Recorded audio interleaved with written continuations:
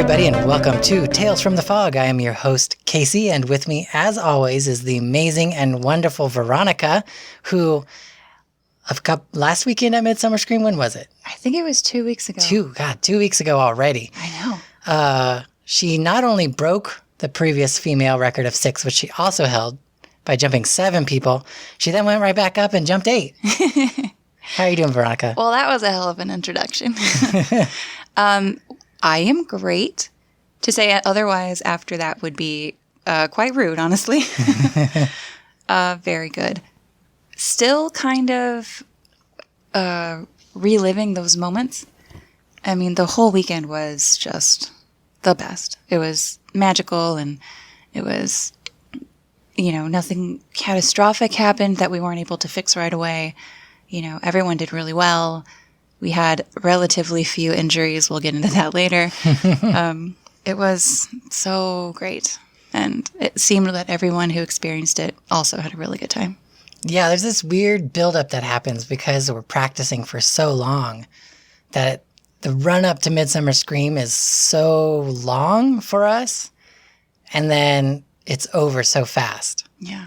And it's surprising, you're working. It's like, holy crap, Midsummer Scream is next weekend, and then it's over. And you're just like, what happened? And then it's gone. It's gone so fast. Yeah. And, being that we work on the shows the whole weekend, we didn't really see anything outside of the Hall of Shadows too much. I mean, we made it a point to see a couple things, between those shows, but mostly I've been going back on YouTube and watching what people have been posting. Yeah.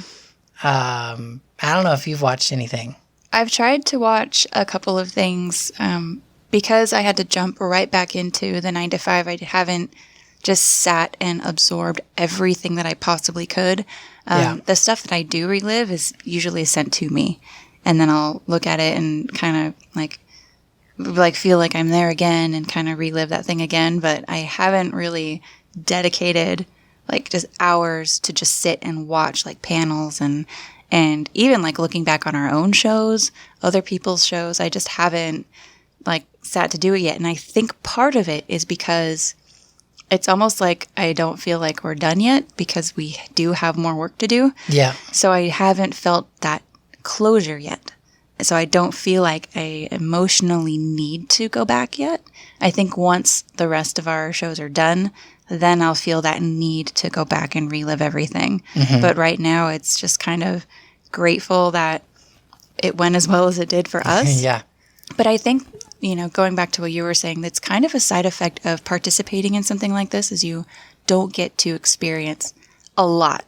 And the typical guest doesn't get to experience everything.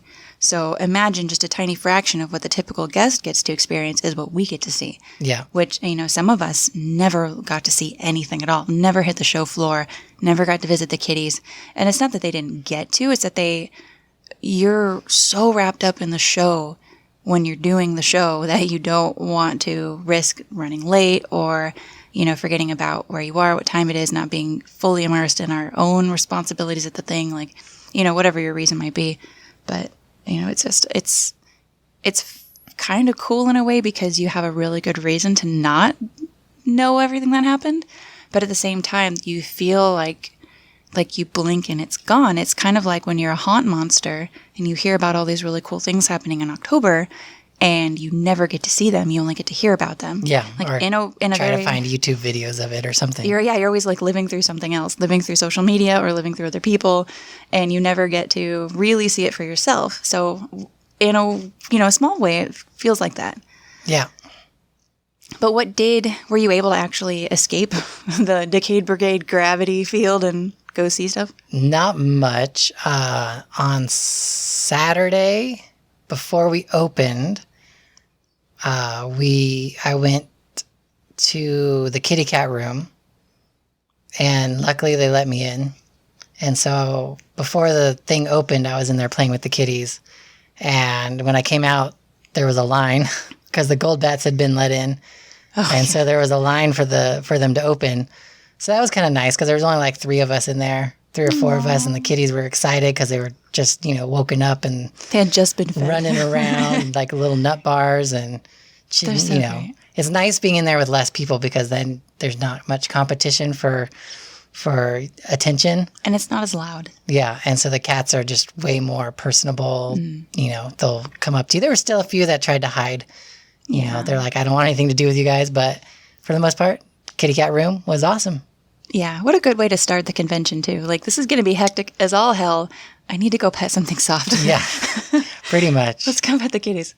Yeah, I was not there for that. I was too busy wrapped up in my own little world because Saturday. Well, because your makeup slot was so early. Yeah. That you were busy doing makeup. Yeah, we get there. Our call time was 8 o'clock to be in the makeup chair by 8:30. So we were there nice and early. We woke up at 6 o'clock both days. Yep. It was worth it. So besides setting a record, twice, I guess. Technically twice. How did the shows go for you? Well, dress rehearsal was fun because we figured out that the wrong music was rendered onto the video, and we as in Casey had to like, in this mad scramble, re-render, which if you've ever edited film, you know how long that can take. He had to basically remix our music at 0 hour to make it the music that we had been practicing to for the past month. Yeah, that was a weird That was thing really that exciting. happened. But as traumatic as that seemed at the time, that was super fixable, you know, super encapsulated. We were still able to practice. Like, it was a lot of worse things could have gone wrong that were unfixable. It was one of those things where the videos, because we were projecting them up on a big screen and because, you know, the way that we were showing them, they were 4K videos rendering at high frames per second. You know, it took about 9 hours to render, 20 minutes of video. So if that rendering didn't work, there was nothing we would be able to do. We could have, well, there was at that point a couple things we could have done, but it would have made the show less smooth. Yeah. So the reason that the video and the music was edited together was to prevent any sort of skipping in between the vignettes and the actual show. And that way they can smoothly run into the other. If we had to, we could have played the vignette and then turned off the screen and then started a new audio separately with a different audio track. So there was a way to fix it if the re-edit didn't work. It would have not been as clean and it would have been noticeable, but we would have been fine. It wouldn't have been the end of the world. But it was solved super fast. Casey had all of his equipment with him. It could not have been fixed in a more clean and precise fashion. So that was actually fine. Everything else came together really well. There's this weird phenomenon that happens. We practice at the rink. If you're local and you happen to have been to Chapman Sports Park and you see the place where we practice, there's a wall on the other side of which is handball courts. And then there's a long stretch of floor and cement, concrete. Well, I don't know what it's made of. And then on the other side is a bunch of tennis courts. Well, the head of our runway is against the side of the tennis courts and we're running towards the wall.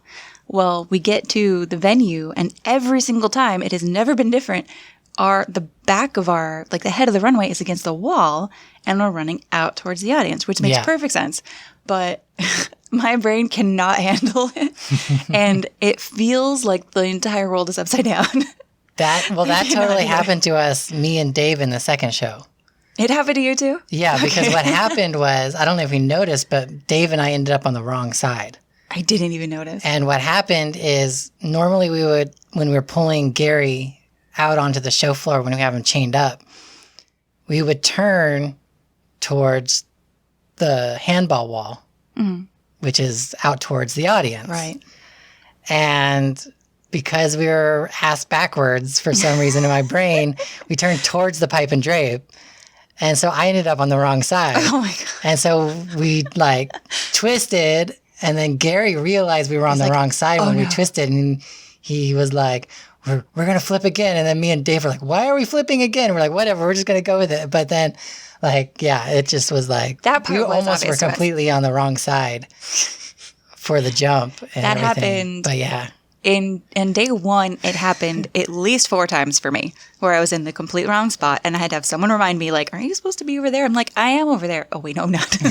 Run around the entire thing just to be in the right spot. And then on day 2, day 3, we turned a 2-day convention into a 3-day. Rick doesn't know he's going to get the bill later. I don't think it was as bad on Sunday, but Sunday was its own mess. So we'll keep on Saturday for now. So, dress rehearsal, aside from everything feeling completely backwards and the music getting a little weird for a moment, it actually went great. We were able to slide on the floor. We waxed it. It was beautiful. Taped everything out. Realized just how gigantic our runway was this year. It was awesome. Everything was awesome. And then, so we come back on Saturday morning, bright-eyed, bushy-tailed, super ready. Like, everyone who's ready to PR is, like, ready to PR. We all feel like at our peak performance, we're all filled with pre-workout. Like, we are riding on adrenaline and Red Bull, like something fierce. And it's awesome. Like, everything goes awesome. We're all kind of backwards. Like, Paul insists that it doesn't bother him that it's flipped. And I'm like, what planet are you on where this is okay? So I suggested that we practice from now on as the handball courts as the top of the runway. Yeah. And sliding towards the tennis courts. Hopefully we remember that. Remind me that for our next practice to do that. So Saturday was, it was a dream come true. Like, show 1, people got it. It was spooky. The timing was great. The gag worked perfectly. Nicole looked amazing and creepy and awesome. And I felt like everything went really well. Which, by the way, that gag we had never actually done as it was put together for the show. I put it together right before the show started, and I was like, well, I hope this works. It totally worked. Well, we had practice elements of it. Yeah. And, like, same thing with Nicole. Like, we got to do that stunt. It's not a stunt. It's a theatrical event once. Yeah. And we both, have theatrical experience. We're like, we're going to put it together, and however it comes together is how it's going to be. And that was it. And it was awesome. Yeah, it worked out good. It worked out great. So show 1 was, I feel like it went really well. When we do this, there's like a little bubble that you work in to prevent yourself from getting distracted from other stuff. So I was definitely in that bubble. So if anything went awry that was around me, I would be super oblivious to. So maybe I'm not the best person to ask. I don't know. But in my eyes, it went really good. Nobody got hurt. A couple missed cues that the audience would never know about. Like, the stunts went off okay. Yeah. Like, I feel like it was pretty good. Show 2 was, there's so many theatrical elements in show 2 that all worked and were all, like, I felt like it was, like, the best we've ever done on that particular one. I know you were a little backwards. You guys were backwards. But it still worked. Like, we were down a couple of monsters due to illness and injury, which was super unfortunate. But we still were able to piece together the stunts. And everything, for the most part, like, came together. There are a couple of things that were dropped. Like, there's one part where one of our sliders ended up being called to go work at the Knott's booth. But that was for show 1. And, like, she was, like, a big part of show 1. We're like, we need to piece this together quickly. And it worked really good. Like, there's a couple things I think that they were just standing out there completely by themselves with no interaction with other monsters. I'm like, hi, everybody. Yeah. That one was, I still think that it was fine. Like, we knew the gaps, but the audience may not necessarily have known the gaps. Maybe, yeah. Show 2, the stunts, all the same kind of thing. Like, we were able to fill the gaps that we knew about. We were able to, adjust for things that weren't perfect. And again, no one got hurt. Music cues were great. The lighting, oh my God, the lighting was amazing this year. Yep. Across the board, it was just gorgeous. I thought show 2 went really good. And then show 3, do we reveal what the big thing was in show 3? Or if they haven't seen it yet, do we want them to wait if they go to Scarlet and see it? Well, if they're on social media, it's kind of posted in a bunch of places. True. I guess we can let the cat out of the bag, as it were. Yeah. Well, you talk about it because this was your baby. Well, in show 3, we had a ramp. Yep. And it was a long process to make that thing work. It was. But yeah, I built it with my dad, and then Veronica also helped at, I don't know, around iteration 4, I think she started helping. Well, that's when I was able to go down to your dad's house. And Xander helped too. He actually helped build Xander helped us build some stuff. But yeah, we went through a lot of iterations. The basics of it, as far as the physics and the mathematics and everything, stayed solid through the whole thing. What did change was the approach and just like little things here and there on how we were going to connect it together, because it's a gigantic, it's the biggest prop Decayed Brigade has ever made. It's 25 feet long, I want to say. Sure. 4, 4, 4. 12, no, 5, 4. 9. I don't know. It's big. It's long. And it was And not only is it gigantic, we don't leave it out on the show floor. So we had to figure out a way that we're going to take this giant prop and assemble it on stage in less than 30 seconds. Yeah, that was really cool to watch you guys piece together how that was going to come together. Like, watching you go through the iterations of how you're going to pre-assemble things and then get them out to the runway and then attach them together in the runway and then somehow do that in a span of 30 seconds was an engineering marvel. Yeah, it took a lot. And then when we finally got it to where it was slidable, we tested it several practices. And we're like, okay, this is working. We didn't actually ever put it together at practice, like as part of the show, until maybe our second to last practice before Midsummer Scream, I think. Yeah.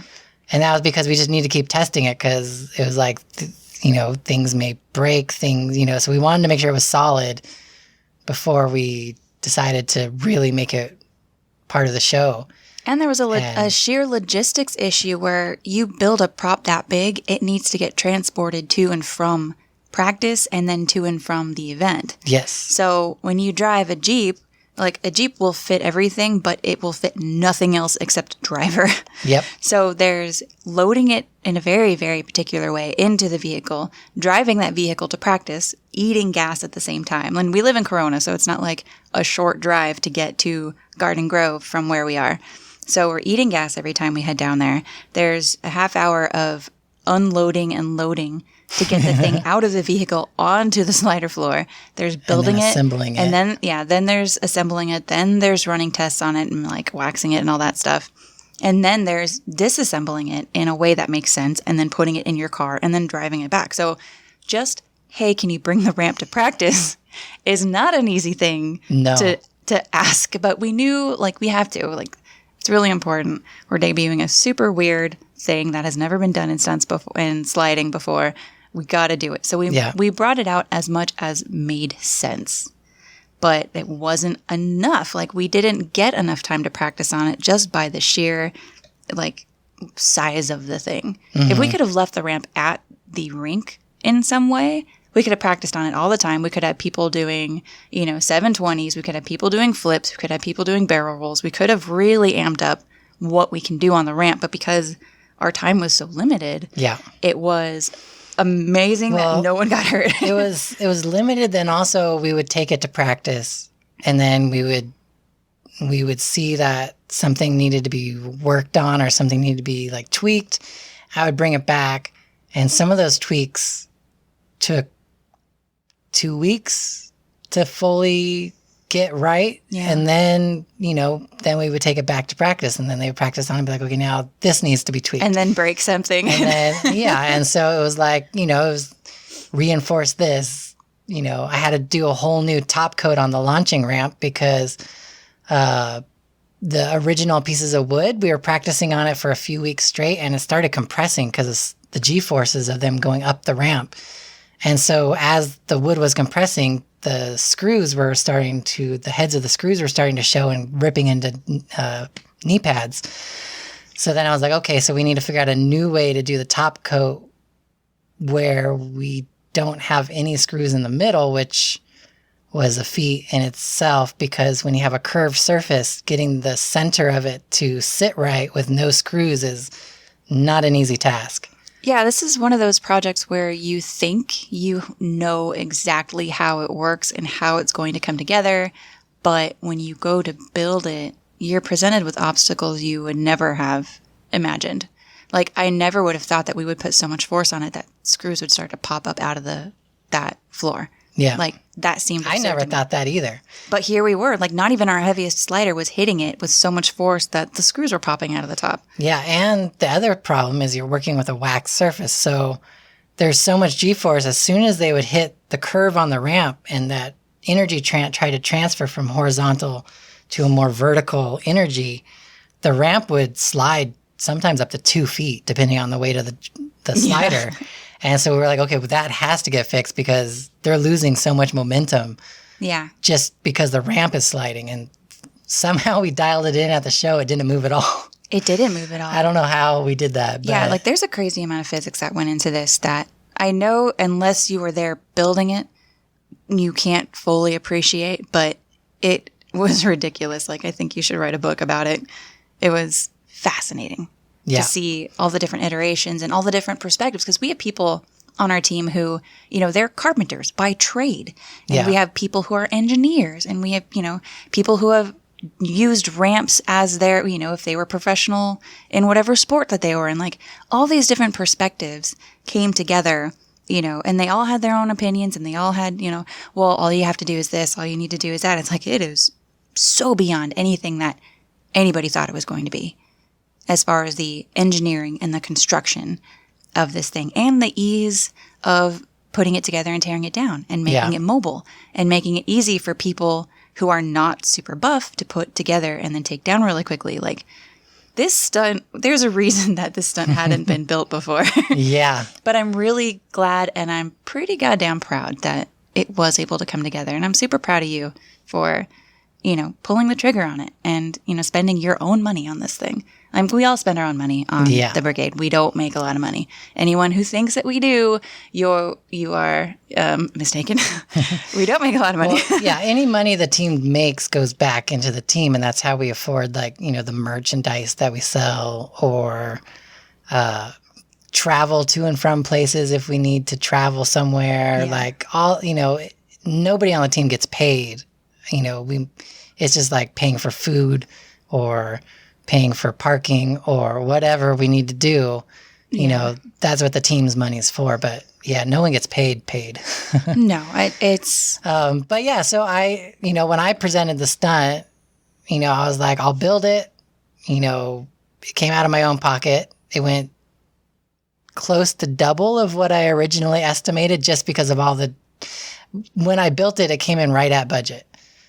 And I was like, okay, great. And then we had 7 or 8 iterations of it that then sank more money into it.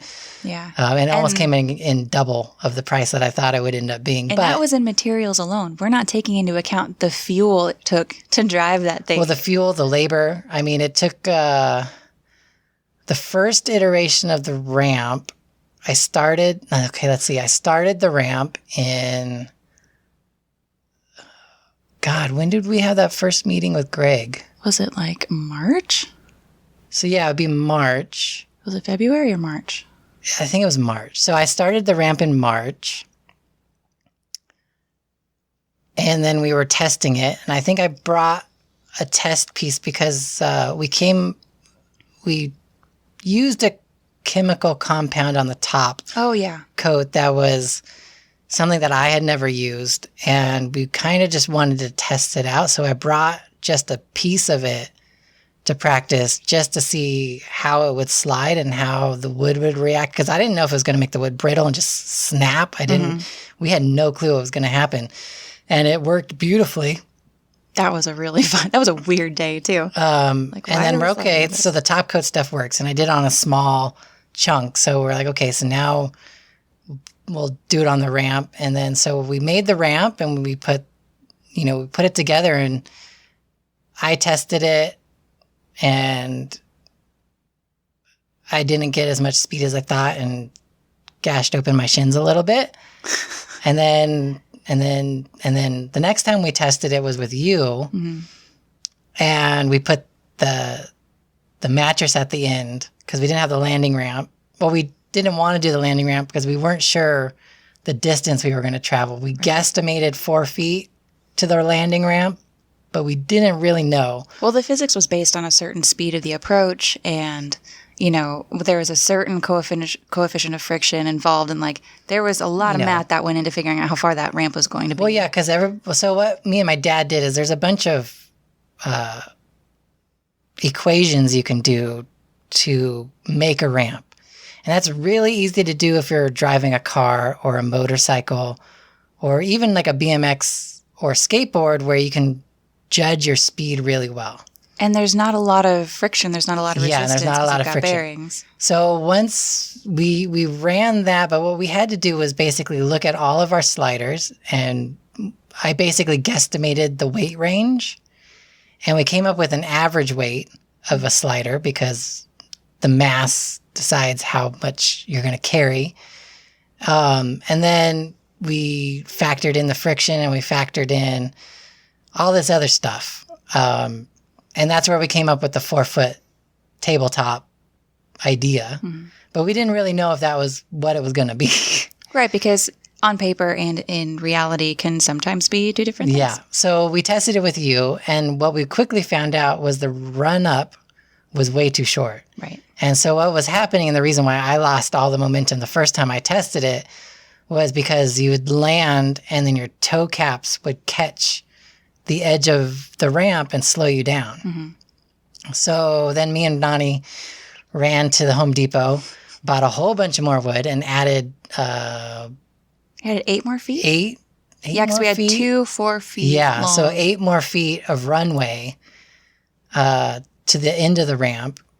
And that to made... the approach of the ramp. To the approach of the ramp. And that made all the difference in the world. It did, because we realized that we were losing a lot of momentum when we tried to drop while on the incline. Yeah. And a lot of energy was being lost into the ramp. And you want to maintain momentum. We wanted to have your angle of momentum change and not lose that momentum in the ramp. So what that meant is there's what's called the descend. When you're going to slide, your descend is basically going down the imaginary escalator to go from upright onto your knees. So that descension had to happen on the same plane, on the same level as the ramp, the bottom part of the ramp. So you couldn't start your descent while the ramp was on its incline. So you had to go be on your knees in front of that curve, which means that you had to take a step or two ahead of that curve. So we needed to elongate that runway. So that meant no clipped toes. It meant no catching your knee pads on the lip. It meant no catching your shins on the lip. It made the ramp absolutely usable. Yes. And a lot of fun, because when it's just the crash pad on the other side instead of the ramp, you can just like kind of flying squirrel through the air like, whee! But yeah, and I think the first time we ever added the landing ramp and the tabletop was at the first practice. Like, here it is. Sink or swim, baby. Yeah, well, because I was marking your landings on the mattress, and it was consistently 4 or 5 feet, which is exactly where you wanted to be. And so I was like, all right, that seems doable. I think we're in the right thing. So that's when I built the tabletop. I still didn't know how I was going to connect the tabletop and the landing ramp and everything together. I didn't figure that out until the day before we took it to practice, I think. I came up with the idea of like being able to slot it in, like making legs that attached to... I made a set of legs that attached to the front of the launching ramp and the landing ramp. And then the tabletop, I had like these metal L's that you would use in construction for like corners of buildings. Attaching right angles. Yeah. And so I basically put those so that the tabletop could just seat right on top of the legs, and it just sits in there loose, but it won't slide anywhere. But the way that the forces interacted with the surfaces is it kept everything together. Yeah. Like if force was applied to it, it actually kept everything close to each other instead of eking them apart. And the more they eked apart, the tighter they were in that spot. So it was kind of like a Chinese finger trap in a way. Pretty much, yeah. Yeah. But also, when we were testing, I was throttled back because I only had about 2 steps worth of approach before I started descending onto that launch. So that 4 or 5 feet, we figured out, was from a very, very soft approach. Yes. We bring it to practice, and suddenly we've got James, who is completely insane. James is nut bar. But running full speed and then completely what passing. happened at the shows is once everybody had that adrenaline going on from the shows, they were launching past the landing ramp, some of them. So it had to be I haven't decided, approach. but I might extend the tabletop a foot or 2. It depends on if we can break it apart and rebuild it. We have 2 weeks left. Yeah. Well, I have all the parts on the porch. It's just, do I want to put in the time and effort to do it or leave it as is, the way that everybody's been practicing on it, and let it ride? That's the conundrum there. And then wait until next year to amp it up. Yeah, I'm thinking. I mean, as fun as it would be to have that challenge to try to continue to pass the landing ramp and just running faster, I think that just like with anything else, it's not a good idea to change stuff at the last minute. Yeah. And we've already had such precious little time on it that it's probably better to leave it the way it is. Because it's not that it's not impressive. I mean, people saw that thing rolling out. They're like, what? Like, people lost their minds when they saw that thing. And rightfully so. Yeah. It was something that had been talked about for so long, and it seemed almost surreal that it actually came together. Yeah. I was like, it wasn't an easy thing to do, but I'm glad I did it just because it was one of those things that was such a problem. Like, you don't think it is. You say, let's build a ramp, and let's build a ramp. And you think it's so simple. And then the problem of like figuring it out was very satisfactory, I guess I'll say. Like, actually making it work and seeing them launching off the ramp and hitting the landing ramp and everything working out right. And making it safe, because you can make a launch ramp and a landing ramp on their own. You could buy them like for a skate park, but it's making them safe for what we do. That was the biggest engineering challenge, because you wanted it to be, if they were short and they didn't make the landing ramp, they weren't going to lose their shins. Yeah. Or, knock their jaw off their face. Like, there was serious potential for injury if this was done wrong. So just putting 2 ramps together and saying run and jump, it was not that simple at all. Yeah, safety was like the first thing. Like, we really thought about how the diffusion of energy. So when anybody that doesn't do action sports, it's hard to explain. But there is a lot of physics involved. And basically what happens is you go up and then you're coming down. So when you're coming down, let's say you're on a vertical plane, so you're landing straight down. You need to change that vertical momentum to a horizontal momentum in the least amount of G-forces as possible. Mm-hmm. Anything over something like 10 Gs can be serious, like you could break a wrist. Yeah. So we had to make sure that the angle of the landing ramp was sufficient to diffuse that vertical and transfer it to a horizontal,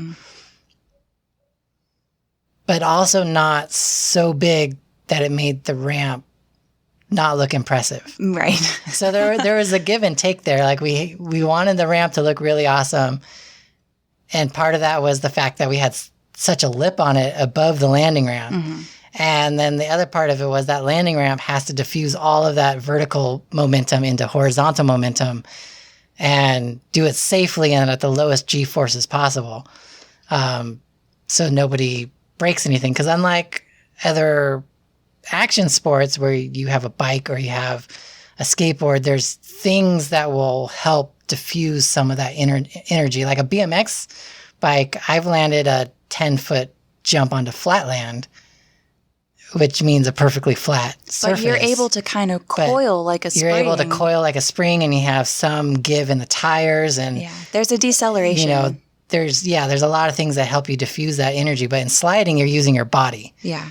And there's only so much coiling that you can do when you're on your feet, you have a couple extra joints to bend and absorb that shock. But when you're on your knees and your hands, you're missing a couple of joints. Yeah. So you have to, like your knees suck up a lot of that force and your hips suck up a lot of force. Mm-hmm. And not to mention what your shoulders and your wrists go through. So it was complicated. It was a very complicated. To say the least. But I'm very proud of you for pulling it together. I'm proud of so when we first decided to try actually putting it together during practice, during a show sequence, and we knew we had 30 seconds to do it, we practiced it a couple times before they ran the show so that we could make sure we were dialed into the right time limit. And it was exactly like if you watch NASCAR or Indy, like a pit crew, like, everybody had a job.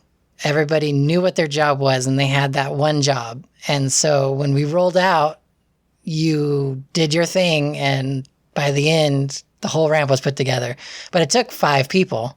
I want people to hear the complication, like the complicated process of all of this, and then like the pit crew thing, and then rewatch a video of show 3 and be able to identify like what everybody is doing. And like they have one job and they know exactly what that job is, and they're going to go in and do that job and then leave. Yeah, and get out of the way. You have to get out of the way or else you're going to get hit. Yeah. Or stop someone else from doing their part that they absolutely have to do. Yeah, in order to make the thing work. you had to get out of the way of the next person because, you have to do this part, which the next person does the next part. And some of those parts have to wait for one person to do their part. So, you got to do your part as fast as possible. Just like so the next person can do their part. And then we all had to get it done in time for the first person to hit their musical cue. Yeah. And so you just had to get it done. And I remember, it was on Saturday, show 3, we had these latches, and one of the latches just was not having it. Oh. And we barely got it down, like locked in time. Yeah, the greatest feeling was looking out and seeing you with your thumb up in the air. It was like, oh my God, they did it. Success. Yeah. Minor miracle, but. Let's, you have a wonderful paper here of people that we would like to thank at Midsummer Scream. Well, I do want to get to that, but talking about our shows, I had hinted that there were some injuries involved, and I want to be honest with everybody and clear about what happened. If you were there on Sunday and you caught show 1, you will have noticed, or not noticed. I hope that you didn't, but I'm going to tell you about it anyway. There's a stunt that I do with another slider where I do a cartwheel over their body, land on the other side, continue on with my day. I did it with someone new this time who was not as experienced in this stunt. We didn't have the communication that we should have. And nor the practice time. Nor the practice. Like, we just couldn't line it up to be able to practice this thing enough. Like, I had done the stunt dozens of times. He had done it twice. Yeah. So that's super not his fault that it went the way it went. The wax on the floor made it like butter, which is great. Except when in that lighting, you can't always tell how fast the other person's going. And he was on, sliding prone, coming in hot, came in a little hotter than I was expecting, and I did the cartwheel over him like I'm supposed to, but he was coming in so fast that I hit the ground really hard on the other side, like to the point where I wasn't even able to get my feet under me to finish the cartwheel. And what happened was my extended hand hit the floor very, very hard, and I heard a little pop, and and then I fell on the floor because my whole body was in pain, and I was like, it's cool, it's fine, let's keep going, and finished off show 1, wondering what I had done, but not terribly concerned because I could still move it and feel my fingers and thinking everything's probably fine. But I kept feeling the need to push my arm into my body, like when you dislocate your arm, if you've ever done that. Which I had, and I felt similar. So I was like, well, I just got to pop that bastard back in. It's going to be fine. So again, hopped up on adrenaline and Red Bull, continue with show 2, continue with show 3, try distance jumping again. I think I made 7 and I botched 8 because I was just, I couldn't get full stride in because I couldn't extend my arm in front of me. And I had not given it too much thought other than, wow, my arm really hurts. Because you're too busy thinking about the thing. Yeah. Well, I go to change my costume and I realize that I can't lift my arm above my head. And I'm like, oh no, this is more than just I have a big ass bruise from falling down. This is like, I think I genuinely injured myself. And I'm terrified because I've never like actually really injured myself sliding. I've gotten pretty hurt, like pulling a muscle, whatever, but like no structural damage. I'm concerned at this point I have structural damage, and I'm like, oh my God, suddenly I'm like doubting everything I've ever done. Like, I'm too old to be sliding. What am I doing? Questioning my stunt career, like everything. You know, you go through the stages. So on Monday, I realized that like it's swollen. Things are weird. I cannot move my arm. Like, I'm genuine. Like, did I break something? Like, what did I do? So I went to the chiropractor and he x-rays it. There's nothing broken. Okay, great. But he like puts things back. Apparently I had dislocated 3 different tendons in my shoulder, and he put them back. Very nice of him to do so. Yeah. And, you know, adjusted everything and like put the bones back where they belonged, but he was still concerned that there was more damage. So he's like, you got to go get an MRI. And I said, hell no. He's like, no, dude, you got to go get it. If you want to fix this, you may need surgery like tomorrow. Like, you don't know unless you get an MRI. I was like, fine. So I went and got an MRI.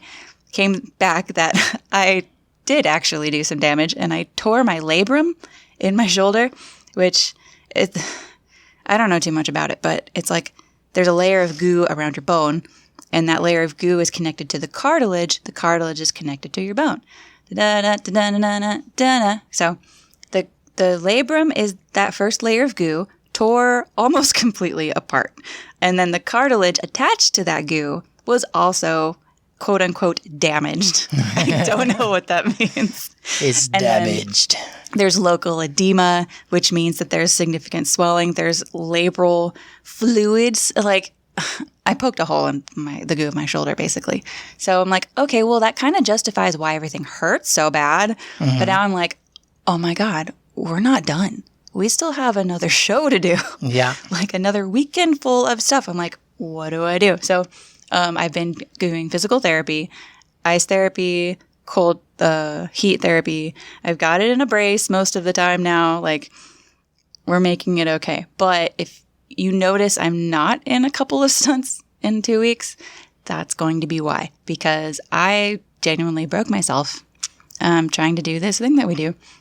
So I wanted you guys to know that while we all work really hard, while we all, push our own boundaries and set records and do great things, the very next day you can literally break yourself.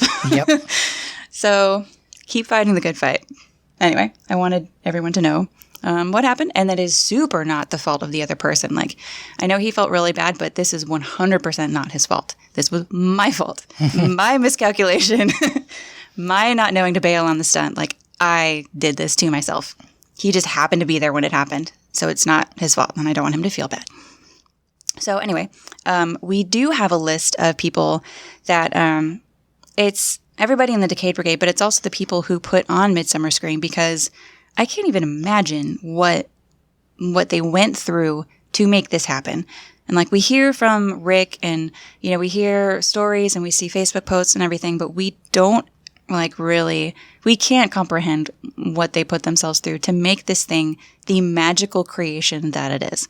So we wanted to, by name of, the management team, say thank you. So, Rick West, we've had him on our podcast. We will have him again on our podcast. Hopefully soon. Hopefully very soon. We'll do like the decompression and recap of everything from his perspective. Johanna Adelano, she is responsible for the classes and all the scheduling, and, she's a massive part of this. We've got Gary Baker, who helped us out with the lighting in the Hall of Shadows. We've got Ian, who did, was he our contact once the lights went out? Yeah, he was the main Hall of Shadows manager. And he was basically all over the place. Oh my God. Every time I looked up, I saw him. And then we have Claire Dunlap and David Markland. So you guys, you are super amazing. You are superheroes in our industry. And we could not do what we do if it were not for you. So thank you very, very much. We love you guys. So now let's do, we wanted to take a moment to, I was thinking about this, and we actually had never really talked about our roster on the Decayed Brigade. We talk about the sliders, but we don't really talk about what we do within the team. Yeah. like who does what and yeah. stuff. We will not yet say who directed what show, because if you'll remember, we put out a challenge. If you could find out which show the females directed. Now, if you were paying attention, we told you outright which show it is, but we wanted to see if you're paying attention. So if you know who directed what would be cool, but what show did the ladies direct? If you know, get up in our DMs or add us or tag us or something and tell us if you think you know. So my first one that I put on there, because again, people existing like that, nothing else would exist if it weren't for the work that you do, whether it's observed or not, is you. Me? You. Because you built the goddamn ramp. You are stage manager extraordinaire. You're with me, I will say 100% of the time. Like, you are there at practice. You're there taking notes for us. You're there taking video of us, collecting a ton of footage of behind-the-scenes stuff. Yeah. You're there, your manual labor when we need things moved. Let's see. I actually have a list. I've got audio engineering. Oh, no small feat. Every single music track we have, you made. Yeah. You have it on your computer because you built it. Pretty legit. So we've got audio engineering. We've got soundtrack composition and editing. We've got video editing, which we talked about earlier. When things go wrong, they go really wrong. We've got props guy. We've got lighting tech. We've got sound tech. Human prop. That was fun. Babysitter of humans and of children and grown-ups and animals. And basically, you're just the dude that makes it happen. And you ask for the least reward for it, but I feel like you're owed the greatest. And you are amazing. And thank you for everything that you do. Well, thank you. And I love you very much. I love you too. All right, Zap Session's over. Now let's go. Let's see. I have Chrissy Frischette. So this is Paul's wife. She also, AKA Chrissy Fishnet. Shout out, Chrissy. She kept us fed. She kept us organized. She helped us with the props. She high-fives her husband as he flies over the ramp, which is super adorable. She's also a human prop. And she's basically our emotional support human. And she's there to, she speaks the true. And she lays it out, and she brings her adorable son to practice every now and then, which is great. And she's just always there and very supportive, and we love her very much. And thank you to Chrissy. You want to take the next one? We're at this one. A new member of the team is Courtney Blackwood, and she helps out with the props, wax. She and Jesse are the ones who made the wax that we sold. The pad wax. Yep. With the Decayed Brigade skull. Yeah, they sculpted that and made the molds and did all that fun stuff. Mm-hmm. And she super volunteers a lot for us. Like, she gave her time very freely. Well, this last convention, she was working at, what's it called? Sir Fogs-a-Lot? Okay, Fog It Up. Sir Fogs-a-Lot is a great name. That's my new business venture, Sir Fogs-a-Lot. Find me on Instagram at Fogs-a-Lot. No. It only works if the fog machines look like butts. Oh my God. Oh, I need that to happen. Okay. But she came in as a rookie street team member, but I think that she went above and beyond street team. She was she got us a very important gig that I don't think we're allowed to talk about it yet. Are we? Have we announced that we're going to be part of that thing? I don't know. Okay, well, stay tuned for that. We'll have some pretty big news coming up soon. But that big news was because of Courtney and the footwork that she put in for us. She was never asked to do any of that stuff, and she just stood up and did it. It was so refreshing and so humbling that she's like, yeah, I got this. No problem. And just came in and started kicking ass. Yep. It was very lovely. So thank you very much, Courtney. And then we have Marnie, who a lot of you guys know. But Marnie, she helped us out with merch, helped us out with props, and then she also did photography. So we can throw that in the mix. She did the shit out of that photography. Yeah. It's amazing. She is a wildly talented human. She is. And I tell her that, and she's like, nah, like, whatever. But, like, this woman, she photographed our wedding. Yep, This she is did. how much faith we have in her and her skills. Like, she's been part of us for a And long there's time. definitely a technique to getting photos in dark ambient lighting like we had in the Hall of Shadows or Not Scary Farm or any of those events, and she has that dialed in. Action shots. Yeah. In low light, in stage lighting, like, freaking amazing. Mm-hmm. She's very talented at what she does, and she gives that work freely to us to share, and it's just so wonderful to have her around. And she, you know, when she's around, she just shares smiles with everybody and is positive and encouraging, and it's just lovely to have her. So I'm really grateful. Chelsea, I remember now, but I don't know Chelsea's last name. But I Okay. have her down. That is Erie's lovely lady friend. Oh, yes. And I follow her on Instagram like a creeper. But she is so lovely to be around. She's so funny and She kind has of a great odd. attitude. She has a great attitude, and I just adore being around her. And she was a really big part of the merge. I mean, her boyfriend is the guy who made it all, so it made sense that she'd be there. But she's, you know, dedicated a whole lot of time to slinging our stuff. Which, you know, if you're at a convention like Midsummer Scream, it's tough to be at a booth for so long. Yeah. You I mean, it's know. the same kind of thing where you just I mean, I worked the booth for like 30 minutes and I was like done. exhausted. I worked the booth a total of 0 minutes. My contribution level was low, Yeah. but she put in a lot of time. Her and another person that we'll mention later. Oh, do I? I didn't put Belle on the list. All right, now's a good time to also mention Belle because Yes. she's another one who came in first time rolling around. She didn't. I don't know how well she knew. I think she knows people better than like we do because she's part of the haunt community.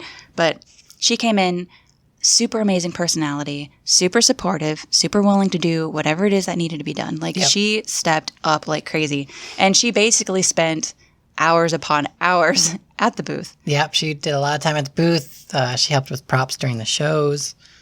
She did so much Lots work of for stuff. us. Yeah. She stayed late. She like hustled. She lifted heavy stuff. Like she super stepped up for us. And like it would have been very difficult if she wasn't there doing what she did. Selling the merch would have been impossible if she wasn't there doing what she did. So thank you very much. I'm so glad you were there. I'm so glad to have met you. You're such a good part of the dynamic of everything that we've got going. So yay. And then next is Dave. Dave. Dave. Mr. Dave Fatal.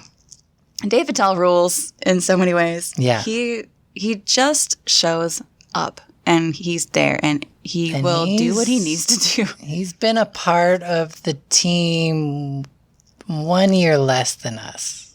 Did he come in Fort? When Paul came back is when he came. Oh, yeah. Okay. Oh, that's right. Because when we came in, Paul was not there. That's right. And Lil P was teeny tiny. Teeny tiny. Yeah, Dave he helps in a very selfless way. Like he sees something that needs to be done and he does it. Like he just shows up. Like he's been a human prop for like since he started. Yeah. And he's just willing to And you do know, the funny thing is when he first started, he was very anti getting makeup, anti dressing up, anti whatever. He's like, I'll wear the Decayed Brigade stuff, but I'm And not that's gonna do it. anything. And this year we got him to wear a costume. And which he was super excited about. yeah, he was into it. So it's kind of cool. You can tell that he's gotten way more comfortable in his role with us. And what's unfortunate is he may not have been as appreciated as he should have been in the beginning, but he is appreciated as much as he should be now. I still don't think he's appreciated enough, but his impact is definitely felt, and it's noticeable when he's not there. We're suddenly like, how come the prop didn't move? Like it just magically moves. It's like, no, a human does that. And it's Dave. Like if something didn't happen that should have, it's because Dave wasn't there. He's just so reliable. Oh, yeah. Like the team is so reliant on the stagehands at this point that when we're at practice and like if Dave isn't there or I'm busy doing something and you guys are practicing and it's just like all of a sudden like you guys, like a scene comes up with a prop and you're like, where's the prop? We cannot function without you anymore. Why isn't it on the slider floor right now? We just can't do it. We need our babysitters. But it's super, like I hate to call it our dependence on you. I like to see it as your contribution to the team. You're being members of the team. You're not just stagehands. You're not just people who, help us move shit around. Like, you are legit members of the team, because we would not have the show we have if it weren't for you. So, like, you deserve way more credit than you're giving. But you need to do a curtain call of the stagehands, not just the sliders. Like, we go out there and do what we do, but it would all look stupid if you guys weren't there. So, these two. Okay. So, if you went to Midsummer, you will have noticed the thing that we've been talking about here and there, which are these video intros into our shows. Yeah, I mean, we wanted to step it up. The whole point of what we're doing is, every year we kind of raise the level or raise the bar in some way. Hashtag raise the bar. RTB. So, either it's new stunts, new props, new, whatever. And so when we were sitting down a year and a half ago now, like, we were like, what are we going to do to beat what we did with last year with the bed and with the storylines and the weird lighting and yeah. And so like we knew we had to do something more. And the idea of doing these videos came up. And then, it was like, okay, well, who do we bring in to create these videos for us? Because I'm good at low-level editing and stuff. But, if we wanted to make these things something like a Jabberwockies or, we need somebody with some good editing skills and some good cinematography skills. We needed somebody who was actually in the industry. Yeah. To do this for us. And so I had seen the movie from these two. Metamorphosis? Yeah. And I was like, I think they can do it. And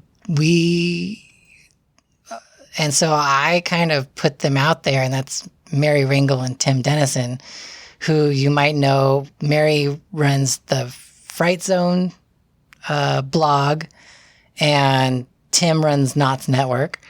But on the side, another one of their passions is filmmaking. And I saw, based on what we talked about on how we wanted the videos done and what I had seen, I was like, I think she can do it. I think Mary can do it. And we definitely pushed the limits of what she has ever done. That's the fun. That's the art of it, is to do something where you go, I don't know, but let's try it. Mm-hmm. But along with those, I don't know, but let's try it, there was a wild amount of, yeah, I got this. Like, no, you got to do this. Like, such quick, like, the knowledge that she was able to just pull out of her back pocket and give to us is astounding. I mean, she legit knows what she's doing. She and Tim are, first of all, like, power couple of the century. Like, they get it done. Yeah. They are magic. And shoot days run long and they can be frustrating, but their attitudes never waver. They have such a great attitude, and it's exactly the kind of people that I like to work with. Mm-hmm. They never get upset. They just roll with the punches. They're like, this isn't working. Let's try something else. It just, go with the flow, and very that's what professional. I like. And for the likes of us who, like, we all come to the table with an interesting collection of skills. Some of them pertain to things like this, and some of them don't. But like with us, we do have filmmaking experience. I have a filmmaking passion that up until recently, with the unfortunate passing of our friend Daryl, I didn't pursue that hard because I kept thinking there's always tomorrow. Well, when Homeboy kicked the bucket, I realized tomorrow's not promised. So I started kicking up the filmmaking a little bit more. So when this came around, I was super excited to be part of it because this is something that I love to do. And working with people like Mary and Tim, who also love to do this thing and also have, like, you can tell that they love it because they've spent a lot of money on their own equipment to do that thing. Yep. Like, they are in it. and they have the knowledge to back it up. And, they've got, work after work to prove that they know what they're doing. And like the fact that they are just joys to be around and completely like just meshed with everybody that was part of these productions was like super heartwarming. And like for me, loving this process was like at times I would get a little clipped because it's like, we're doing this. This is happening. Yeah. And like some people, like you don't have to be super passionate about everything that happens when you're part of a team. And some people didn't see the value of the videos, and that's okay. Yeah. You are allowed to do that. But me, on my own, I saw a huge value in it, and I saw a fun project in it. And if you didn't want to be part of it, that's super cool. Like that's okay. But I really wanted to be part of it. I think on Saturday, the first show, as soon as the video ended and the crowd erupting was just like, insane. I made a vulgar comment to Dave when he was standing next to me. I won't repeat it here because I have family members who listen, but it was like I was crying. Like, no joke, I was tearing up because it was... And I love it because one of the big problems that we've always had with the Slider shows is starting and finishing the show. Like people weren't sure when the show was starting and they weren't sure when the show was ended or if it had ended. And that's something we fixed this year. Mm-hmm. There's a very solid start and a very solid end. And there are parts that we are going to fix for Scarlet that we didn't do this past time. Like there was the time in between certain events will be edited a little bit so that there is an even more definite start and end to certain things. But that video... when that video played, you knew for a fact, like, oh, the show's starting. And then when credits rolled, you knew for sure that the show was over. Yeah. It was like handing it to you on a platter. But in this, adding the multimedia aspect of it, like, shot the production value through the roof, along with everything else that we leveled up. So, but that would not have happened if it weren't for Mary and Tim. Yep. And I'm so grateful that they're part of this now. And hopefully we will produce a lot of awesome things in the future. Yeah. On that note, we need to know how to get stuff listed on IMDb because the things that we did technically are films, are short films, and they should be on IMDb. Anyway, remind me to work on that later. Okay, so speaking of people without whom we would be a bunch of idiots running around like crazy, and it is our makeup artists. Like they literally donate time where they could be making money. Instead, they come and put their makeup on us. Yeah. Or, our sponsors' makeup on us. Shout out Pro Air. But, but like they lend their artistry to us, and the way that we look when they're done is what lives on in memory on social media, on YouTube, and in people's pictures. Like that is what they see. That's what they remember. And a lot of times, like when we have fan art, you guys. That's something I never thought I'd have in my life. But when they have fan art, it's us. Yeah, but it's us wearing the faces drawn on us by these makeup artists. So I listed them out, and I hope to God I didn't forget anybody. I worked really hard to not forget anybody, but if I did, I'm super sorry. So I have Sammy Sayes. I'm sorry, Cias. I never know how to say your last name. I just call you Sammy. We've got Nicole Maroney, who was our nurse. We have Mackenzie Cook, Caitlin Heidemann, Tess DeBay, and Gina Rodriguez. Yeah. You guys are the shit. And I love Total you rock with my whole stars. heart. Total rock stars. And we were able to help them a little bit more by letting them sell their artwork in the form of face painting. And I hope that helped, compensate them for the immense talent that they give to us. And we also, when me and Veronica find out about gigs, we try to throw them their way. Like when we did the commercial, we had Nicole was our makeup artist, which was awesome. And what I do, because doing what we do, we have like a pretty big talent pool. So what I do is I round robin it. Like every time I get a project where they're looking for a makeup artist, which turns out is kind of often. Yeah, we get a lot of requests. It's kind of But weird. like I won't ask someone I've asked before. I will round robin it to a different makeup artist because I want to make sure everybody has the opportunity to get, possible IMDb credit or to actually get paid legitimate folding money, which is what we need. Yeah. So they're amazing and I love them with my whole heart. And They I'm are so quite grateful for awesome. them. Next up, we have Elijah, also known as Hybrid. Hybrid. Yeah. I wanted to call him Prius for the record, but it wasn't as cool as Hybrid. So he was the MC for our shows. Unfortunately,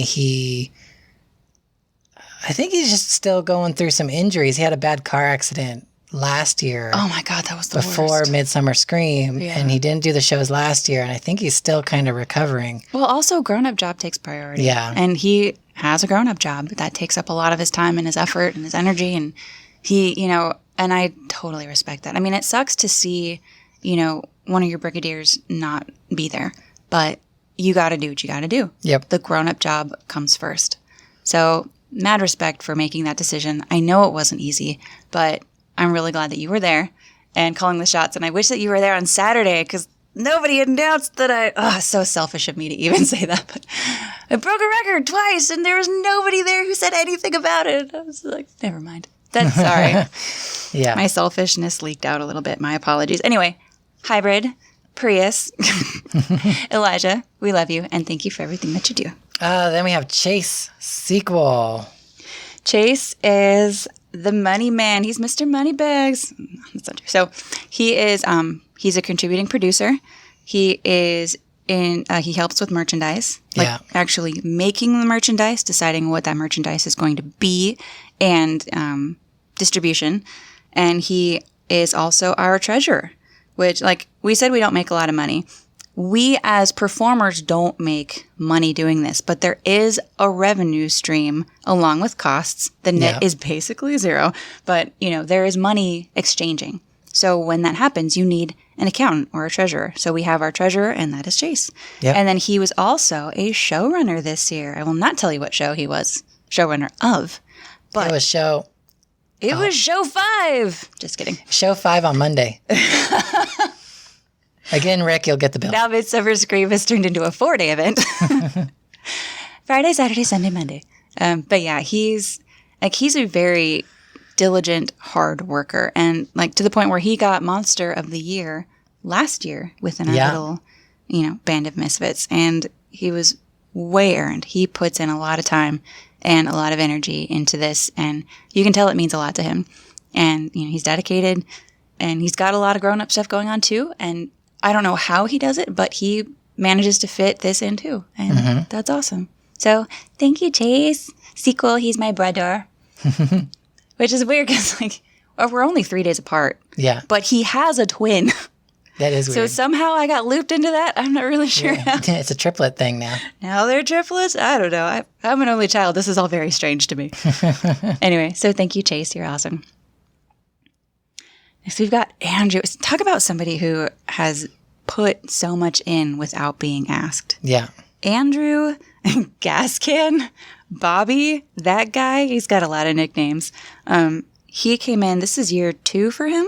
He was a rookie last year, correct? Yeah. Okay. Andrew Gas Can, this year he stepped up a lot, like he always does. He did props construction. He did logistics, like getting all of those props to and from the venues, to and from practice. Spent a lot of his own money making this stuff. I'm glad that his stamp has been, made, and I hope that in the future he can do more because you are talented, and I can tell you're passionate about this, and we would love to have you do more. So yeah, thank you for everything that you do. Thank you for my, the jail door, the jail cell? That was Andrew who made that. And that was like a pipe dream. I'm like, what if we did this? It'll be great. Yeah, pipe dream. Pipe. PVC pipe. No, the illusion's broken. Now they know what it's made out of. Anyway, David the Colonel Woods. This guy is wildly talented in a lot of ways, but he was our lighting engineer. And also he is a super fantastic and professional drummer. So the guy who was out there smacking the drumsticks against the bedpan, that was David. That was the highest quality drum he's ever drummed on. That bedpan was pretty expensive, I think. Very high quality. No, it got used. Gross. That's disgusting. But he's got a lot going on too. Like, he's another one of those that juggles a lot to make sure that he can still do this and be a part of it. And not just show up and slide, but like he wrote all the programming for our lighting. Yeah. That is, again, no small feat. That is wildly complicated. It matched our musical cues. Like, I'm not even sure how that happened, but it happened because of him donating his time and his expertise to us. And he's just freaking hilarious to hang out with. Like, every time he's around, he makes me laugh to the point where I'm probably shooting snot out of my nose. Like, just a goddamn delight. And I'm so glad that he's in the team. And I hope he sticks around for a really, really long time. So thank you for everything.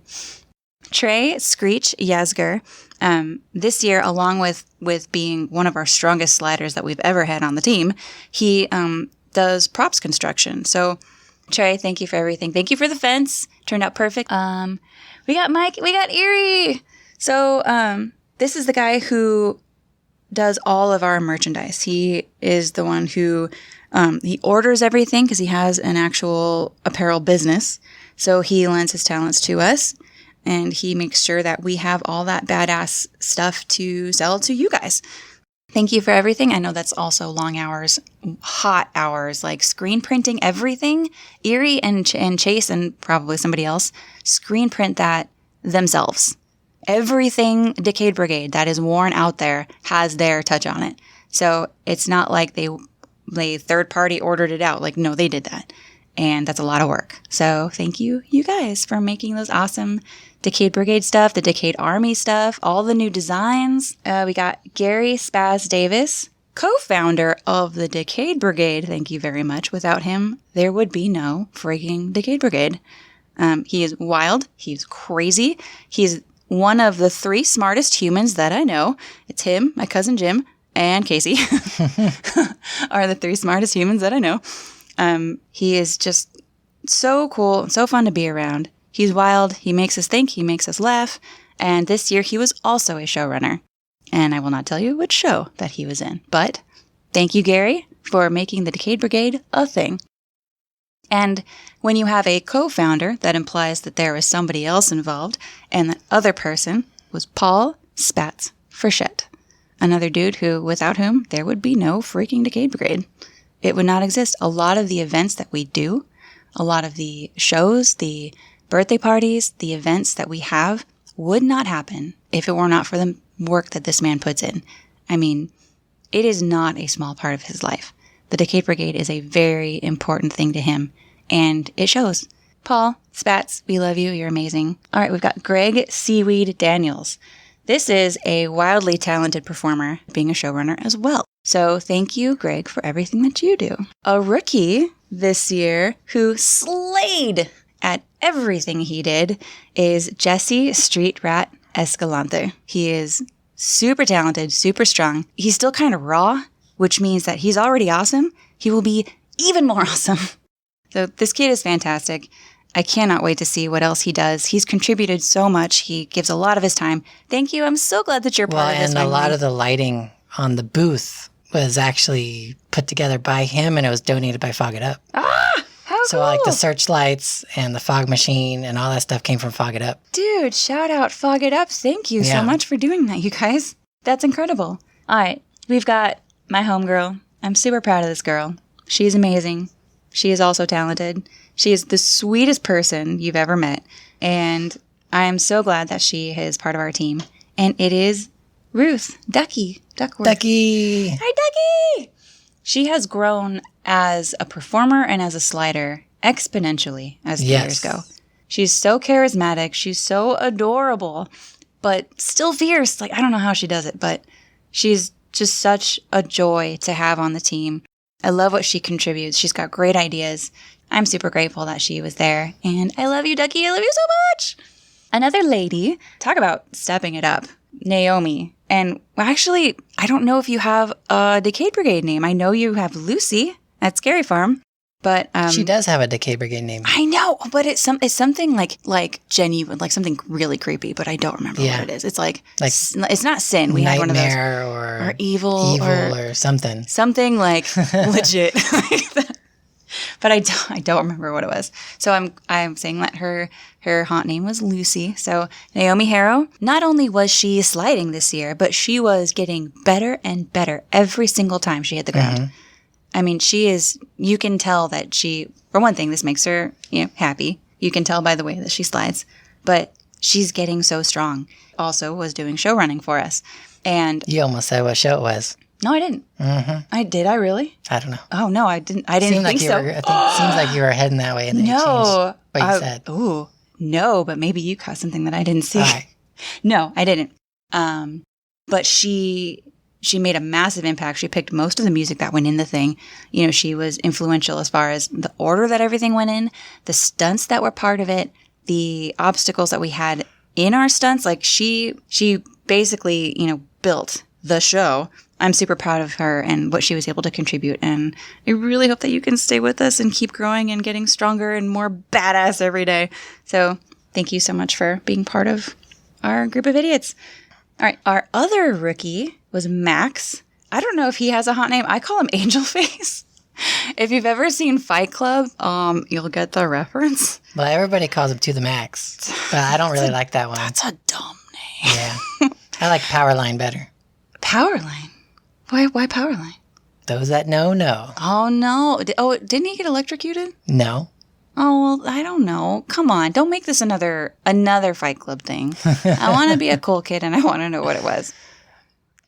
It's from a Goofy movie, and his son's name is Max, and the band was Powerline. No, I should have known that. I know. You should have known that. That's from our childhood right there. Oh, man. Jeez whiz. Powerline. Okay, well, that's a little less violent than the nickname I gave him, being Angel Face.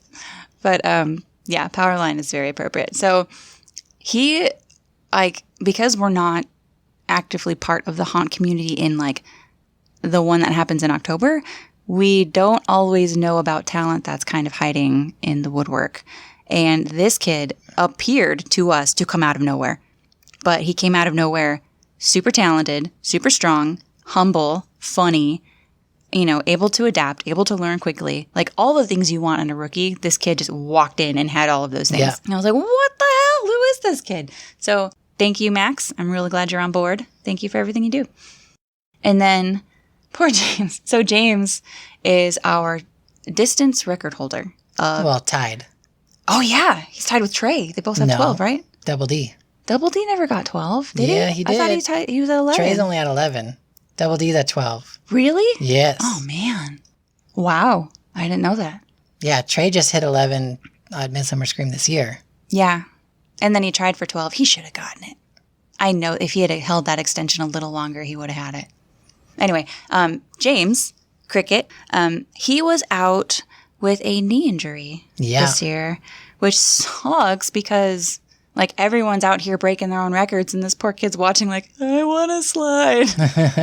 He broke himself during practice because he pushes himself to the limit every single time he hits the floor. Yes.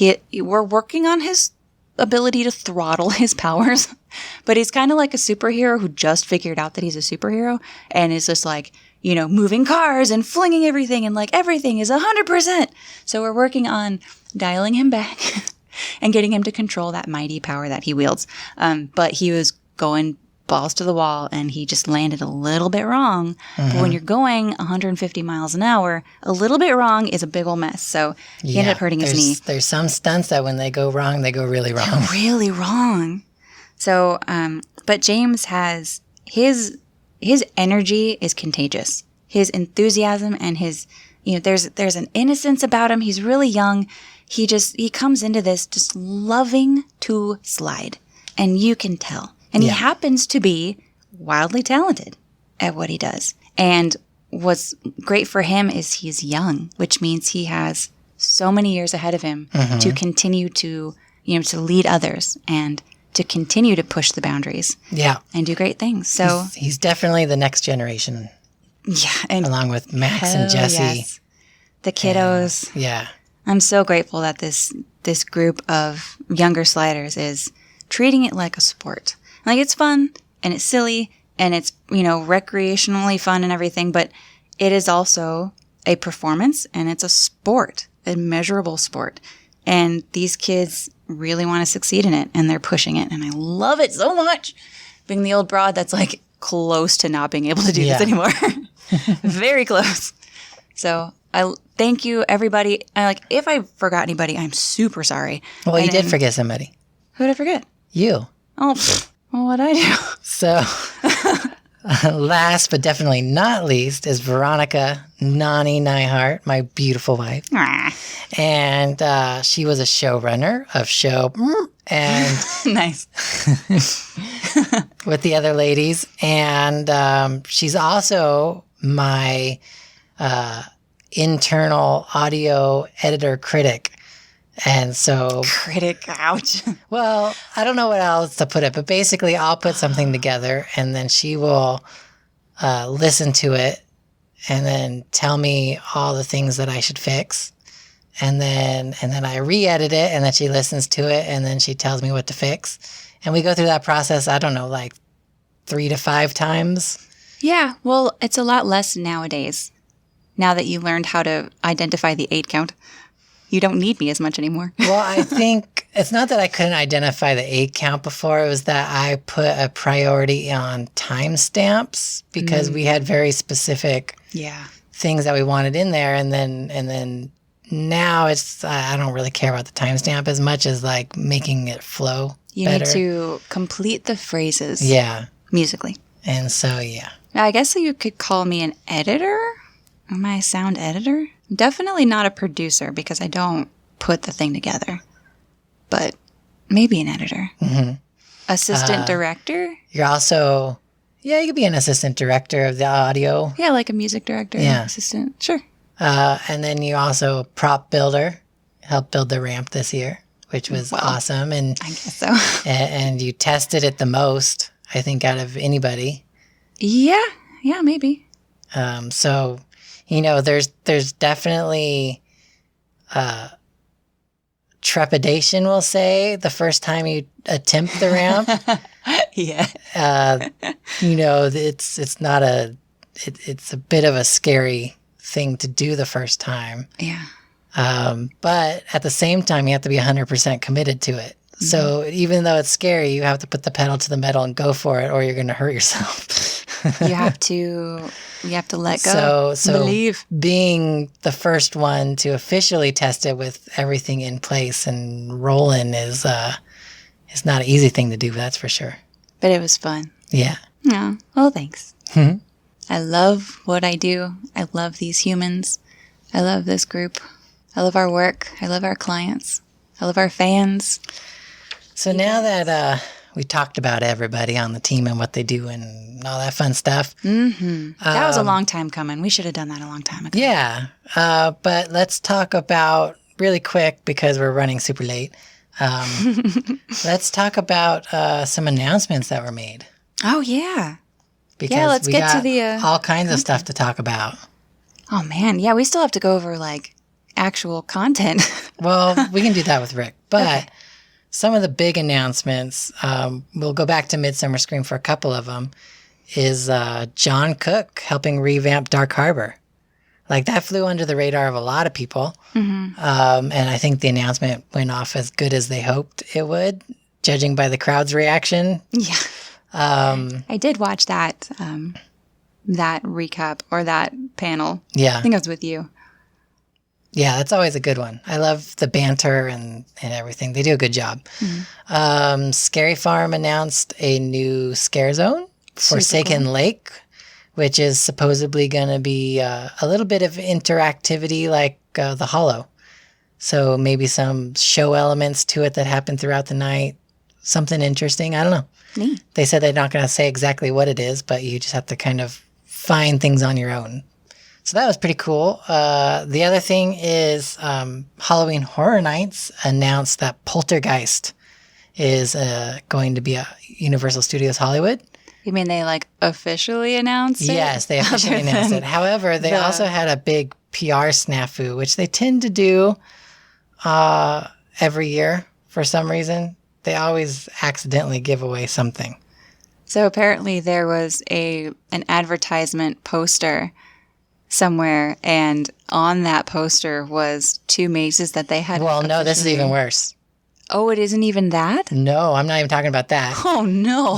Whoever runs their website accidentally posted 4 private posts on the main page. They're supposed to stay hidden until they were ready to reveal them, but they revealed the last 4 mazes that you can expect. Oh my God. So I have a lovely screenshot of it. Before they took it down. Before they took it down, thanks to Darren over at Dead Man's Digest. He covers Universal Studios Orlando. But he sent me a screenshot of Hollywood because he knows we cover Hollywood because we're out here in California. That's and amazing. So Poltergeist was just officially announced. Mm-hmm. But the other 3, one of them is Halloween 4, The Return of Michael Myers. That's fun. So another Halloween maze. Sure. The next one is Horrors of Blumhouse Chapter 2, which they did last year. It was like 4 Blumhouse movies smashed together. I love Blumhouse. So they're doing that again. And then the last one is kind of interesting because they tore out the maze, but they are doing a Universal Monsters maze. So Wolfman, Frankenstein, Dracula. Oh, that sounds like more of an art piece. Yeah. I'm going to spook you and haunt your nightmares type maze. Mm-hmm. So that'll be interesting to see. Neat. And then the other thing that they announced was their personal IP of, God, what's his name? The clown. Pennywise? It? No, that's Warner Brothers. Oh. No, they have their own clown that they invented that he's like a hermit that lives on the back lot and he it's like Harry the Clown. I don't know, something. Anyway, he's back. Bob. And so he's taking over the tram ride again. Oh, okay. Sure. So it's the closest thing that we've ever gotten in Hollywood to like an icon. Right on. So that's kind of cool. Well, good job. So those are things that have not officially been announced. Well, no, Poltergeist has been announced. Poltergeist was announced, but the other 3 have not been announced. The other 3 mazes. That's fantastic. Officially. How does that happen? Like, how do you... I don't know. I mean, I don't know anything about social media, but like... Well, it was on their actual Halloween Horror Nights website. Well, I think that would... If you're the social media manager, aren't you also kind of like... No, they have their own team. You think that's a separate thing? Post stuff, yeah. Well, somebody dropped the ball. But it happens every year. It's either Universal Orlando or Hollywood screws up. And since they kind of share IPs, usually it ruins it for both parks. Yeah. Maybe they do that on purpose so that people will talk about it. I don't know. But it'd be interesting. I wouldn't be surprised. I mean, you've got to know better. I think they did it on purpose. So that's Horror Nights. Warner Brothers announced their lineup at Midsummer Scream, which was awesome. They're going to do an expanded version of the It Neibolt house, which is going to include, I think, the sewer scenes and stuff like that from the movies. They're doing Escape from Arkham Asylum, where you play the part of an inmate in Arkham Asylum, and you have to escape with the Joker and many other villains from the DC universe thrown in. I love Escape the Asylum scenarios. I just love them. They're going to do something with The Conjuring and The Nun. Oh, yeah, okay. And then they're doing Camp Crystal Lake, and you're actually going to take the tram out into the woods and be dropped off at Camp Crystal Lake. So it's kind of like their version of the tram tour at Universal, I guess. Yeah. But it's going to be kind of a Freddy versus Jason thing. So are you a part of it, or are you just watching it happen? I don't know. They didn't give a whole lot of details on that, other than you're going to take the tram out there and it's going to be a complete recreation of the camp. Oh, that'll be fun. Yeah, so that should be cool. That's a trip, though, because, I mean, how many millennials have seen that versus how many baby boomers had seen that? I don't know, yeah. So, I don't know. It'll be interesting to see how that goes over. I'm sure it's still scary. But the other big announcement comes from the East Coast, and it's from Hallow Screams. Hallow Scream! Now, they have been known to push the boundaries of what a theme park haunt can be. And they did that with the Alone Maze, which was the first upcharge haunt before Trapped at Knott's. And it was kind of the thing that showed Knott's that, people will pay extra money to go through something that's really unique. Yeah. So they were the first ones to do it.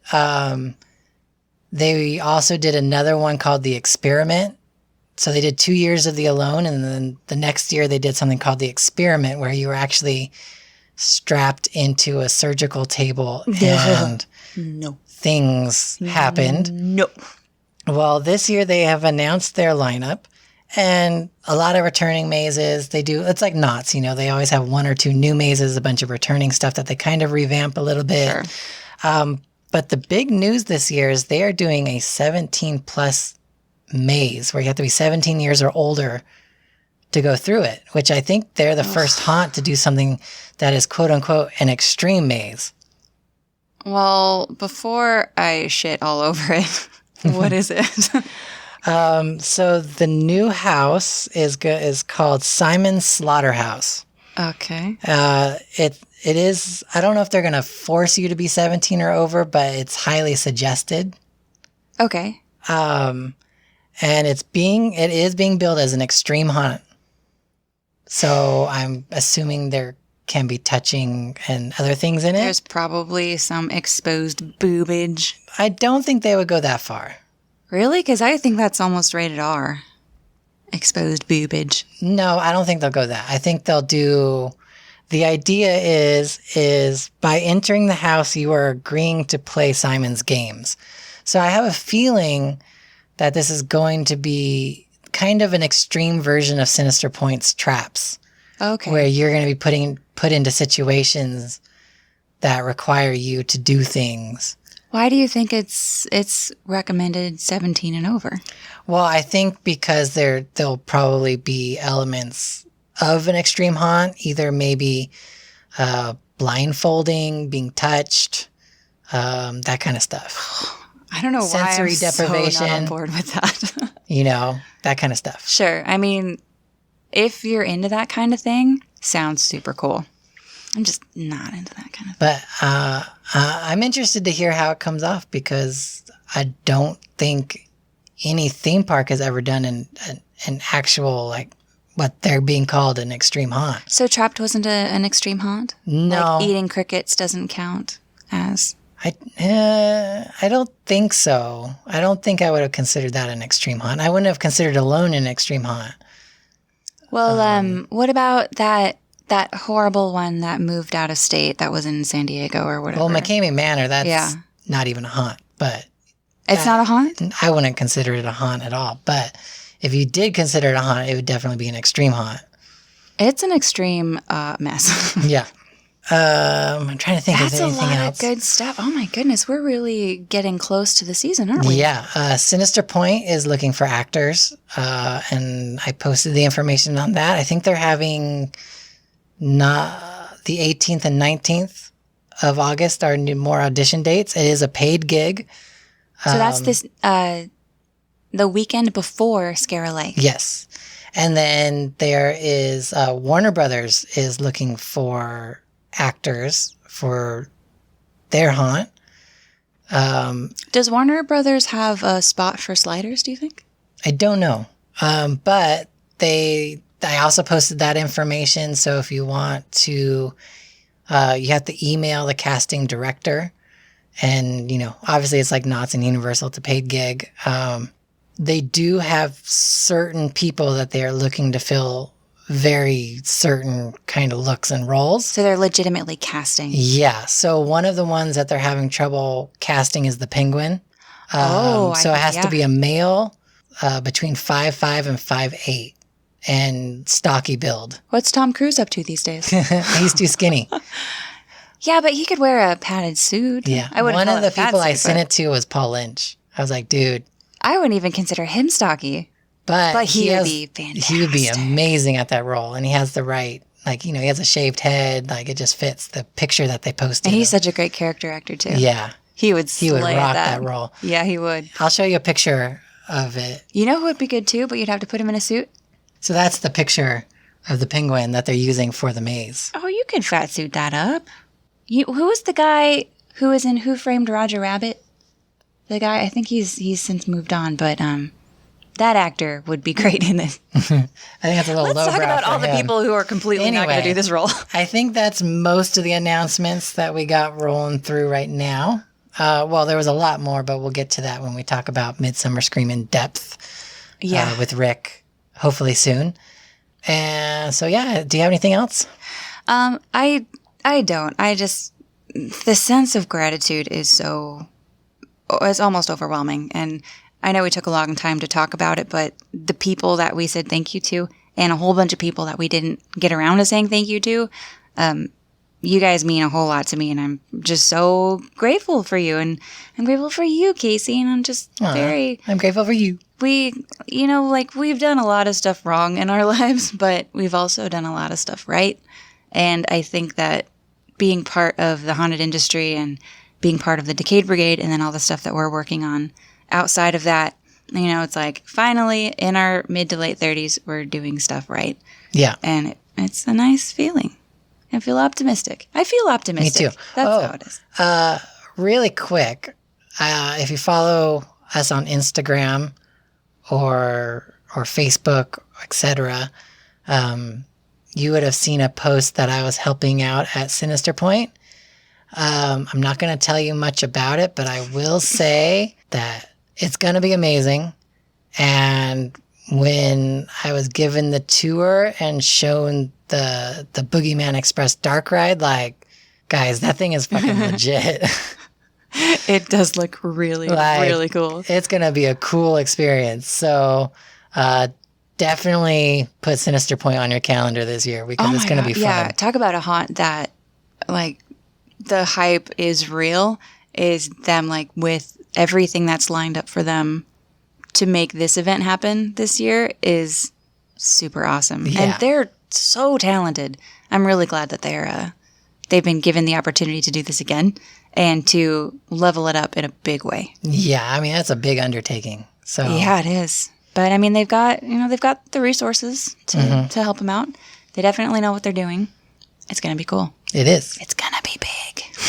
All right. Let's get out of here. Thank you, everybody, for sticking around for this super duper long episode of Tales from the Fog. But I feel like it was needed. Yeah, we hadn't recorded in a long time because Midsummer Scream just like sucked the world out of us, and we had a little break today, and we're like, let's do it. Let's do it. So until next time, guys, we'll see you in the fog. Wait, before you sign off. Wait. Where can people find us on the social media? I just said Instagram and Facebook. But you didn't say what on Instagram. Don't pick your nose in public. You can follow the podcast at Tales from the Fog on Instagram, at Tales from the Fog on Facebook. You can follow us on SoundCloud at Tales from the Fog. You can find the podcast on iTunes, SoundCloud Go, Stitcher Radio, TuneIn Radio, or whatever podcast app you use on your phone. You can follow Veronica on Instagram at Veronica Voices. And is there anything else? I think now we have officially covered everything. Okay. Now can we leave? Now we can go. Okay. Thanks everybody for listening, and until next time, we'll see you in the fog. Bye, guys. Bye.